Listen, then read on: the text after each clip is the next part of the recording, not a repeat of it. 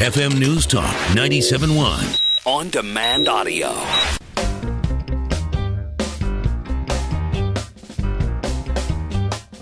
Allman in the morning. Common Sense Radio. 7:37. It is Good Friday, and heading into a beautiful Easter weekend. You see, Easter is beautiful whether it's raining or not, as you all know, right? We'll talk about that and take your phone calls and talk about some redistricting and talk about Governor Rick Perry and his proclamation for the 3-day period of prayer for rain in Texas. And also about the possibility that Obama will get a new vice presidential partner when he runs in 2012. We'll see about that. And Mike Huckabee and Glenn Beck apparently are feuding. But what else is new, right? Senator Roy Blunt, welcome to the program, my friend. It's good to be with you again. I had here in the studio. Andrea and I had, and Aiden and I had the distinct pleasure of sitting down and having dinner at Cafe Napoli a couple of weeks ago with you and your lovely wife, Abby, and your darling little one, Charlie. Oh, my goodness gracious. You all should have seen Charlie and Aiden and the two sets of parents.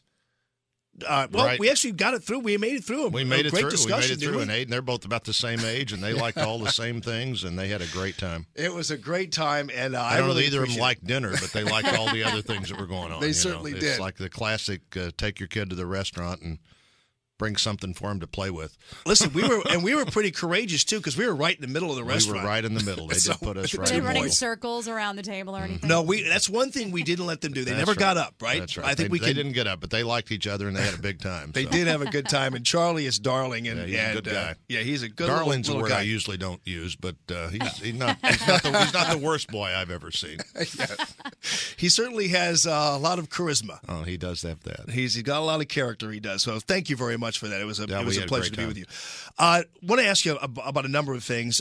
One is this poll regarding Medicare, and I have a hard time actually believing it, and I'm not. But I'll take it for what it is, showing that about 70% of people in the Tea Party don't want Medicare or Social Security meddled with. Is that a surprising figure to you?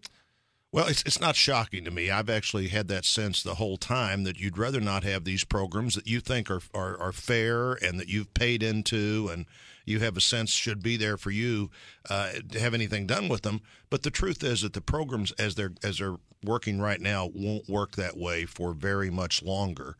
Of course, if you're on the other side of this debate, if you're the president of the United States, he's out there all the time, as is Nancy Pelosi, saying that any change anybody mentions to these programs is designed to hurt old people and to destroy people's standard of living who are already retired.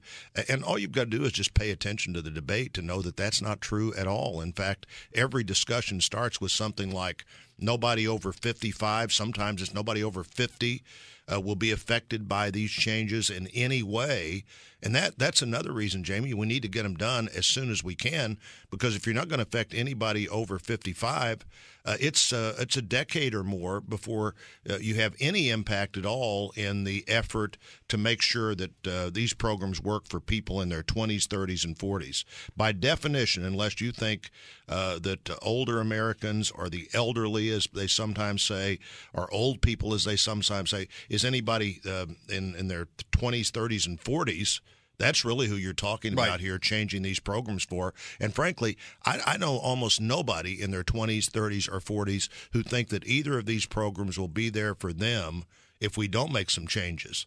And so hopefully people won't be taken advantage of by the unscrupulous in this debate who want to act like it's about something it's not about. This is about whether these programs are here for future generations, not whether they have any.